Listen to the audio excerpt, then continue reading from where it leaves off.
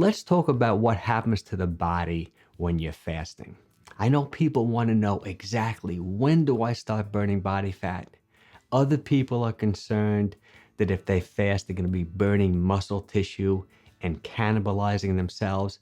So in this video, I want to break it down to 3 different stages, exactly what happens to the body when you're fasting. The first stage, we'll talk about what happens right after you eat a meal.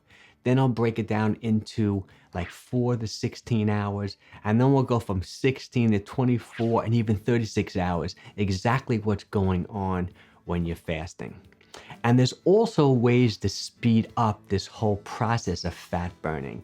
And I'm going to talk about that at the end of the video. And it has to do with eating a low carbohydrate diet. Let's first cover stage 1 right after you've eaten a meal.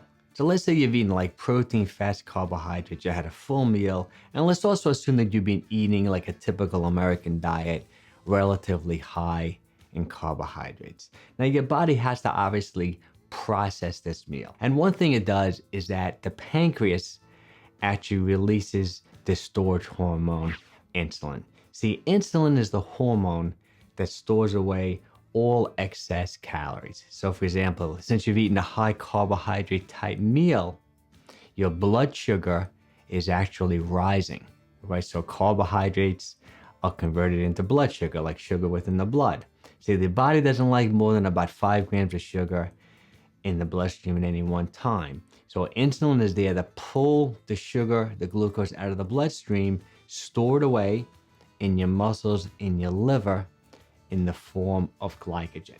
Okay, now also keep in mind, you can only store so much, right? The muscle can hold a lot. The muscle can hold maybe 1,500, 2,000 calories, depending upon how big you are. So, see, the liver can't store too much. It can only hold maybe 50 to 100 grams, 200 to 400 calories. So that's important to know. Now insulin also helps store away, body fat, like in fat cells. Also helps with protein synthesis, will help store away protein and just help rebuild the body. So insulin, incredibly important hormone. But all the problems begin when insulin is elevated all the time consistently. Okay, that's when you get into like metabolic type disorders like, high cholesterol, high blood pressure, insulin resistance. Okay, all the bad stuff. Okay, now this whole process, stage 1, takes about 4 hours. And after about 4 hours, that's when blood sugar starts going down. That's when insulin levels start going down. And then we're going to kick into stage 2. Now, stage 2 is from that 4 to 16 hour time period. So now you're starting to get into a fasting state. So now you have to dip into energy stores, okay? Now let's also assume, like I said earlier, there's something called fat adapted. Like you haven't been eating a low carbohydrate diet, so your body is used to running on carbohydrates. So after the 4 hours, when you get into a fasted state, your body wants glucose, like your brain wants glucose. Your brain can only burn glucose, can't burn fat, and can also burn ketones. See, ketones are made from the liver.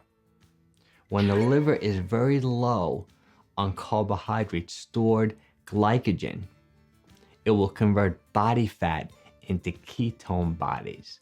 And the brain will burn ketones and the brain will burn glucose.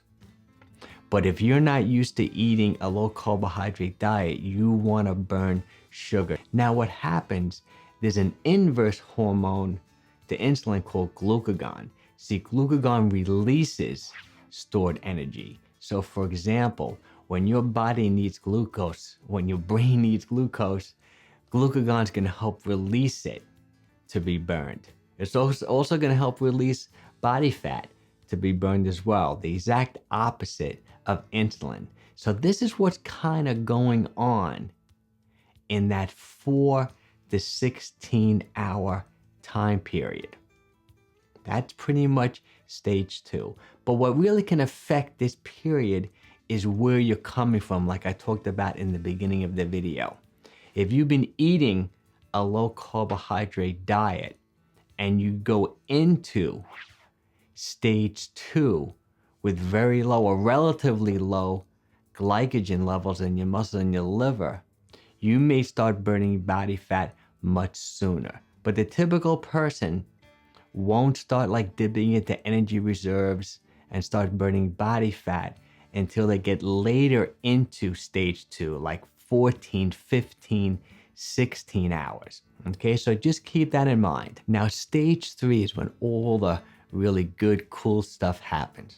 Okay, now most people are really now getting low on the glycogen stores from that 16 to say 24 to even 36 hours. Just about everyone, no matter what type of diet you've been eating, at 24 hours of fasting, you're going to be really low on glycogen in your muscles and in your liver, hopefully pretty much depleted.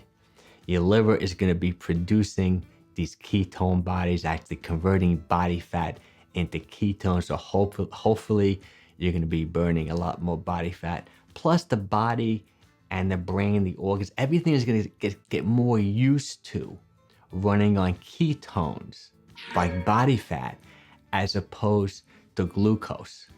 Now the muscles are going to start burning more fat as opposed to carbohydrates as well. So you're going to be somewhat becoming a little bit more fat adapted just from doing, say, a 24-hour fast.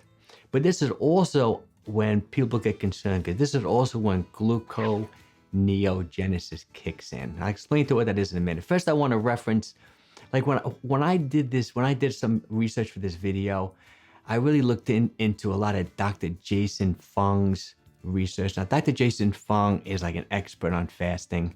He's written so many books on fasting. One of my favorite books is The Obesity Code. I really recommend the book. I'll put a link to the book below this video. You know, he's done so much research on fasting. He's reversed type 2 diabetes with so many people, helped people lose like thousands of pounds. He's really an incredible guy. Now, gluconeogenesis means that you're making glucose from non-carbohydrate sources. So when you are like 24 hours into a fast and you're still not, like, for example, you're not really fat adapted, the body's still used to burning glucose, the body's gonna make it any way it can. So it will take proteins and convert them into glucose. But Dr. Jason Fung says that you shouldn't be concerned about cannibalizing yourself, like burning muscle tissue, because the body is gonna convert different proteins into carbohydrates. For example, he says, you know, when people are really overweight and they lose a lot of weight from fasting, they don't get the saggy skin. So Dr. Jason Fung says you can be converting like skin, like the proteins from skin, maybe digestive, you know, proteins from your digestive tract that you don't really need or necessarily even want. That's going to be converted from gluconeogenesis into proteins. So you won't be losing muscle tissue. And also other incredible things start going on too. Once you start getting beyond a 24-hour fast, those counter-regulatory hormones start kicking in. Like when insulin levels are really, really low, all these cool things start happening. For example, your human growth hormone, which is a counter-regulatory hormone, really increases. Research has shown it can actually double with a 24-hour fast. And then once your body starts getting used to being in a fasted state, when you start getting like that 30, 36 hours within a fast, gluconeogenesis really goes down due to the increase in those counter-regulatory hormones like human growth hormone.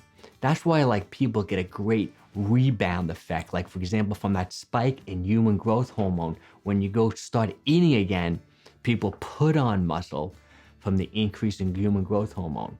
Plus you also get an increase in your metabolism from these counter-regulatory hormones like cortisol in addition to the human growth hormone.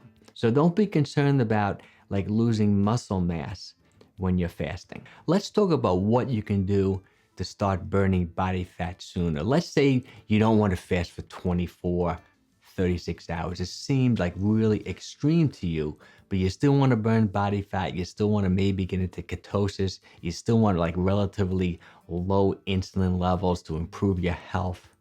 What I recommend you do is to switch over to a low carbohydrate diet.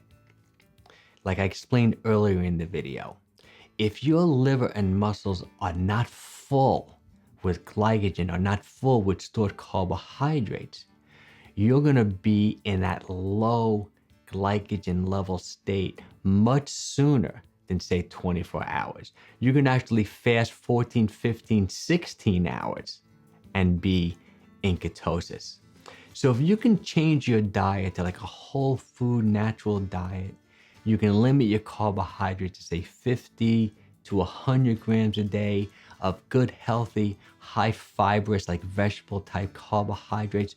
Whenever you go into a fast, even a shorter fast, like I'm a big believer in like 16-8, where you fast for 16 hours, taking all your calories within 2 meals with an 8-hour eating window, you can actually be in stage 3, where you're in a mild state of ketosis after 14, 15, 16 hours if you're eating a low carbohydrate diet. I actually have another video on a 4-week program that explains exactly how to use 16-8 and eat a low carb diet and get all the benefits of fasting. Check it out right here.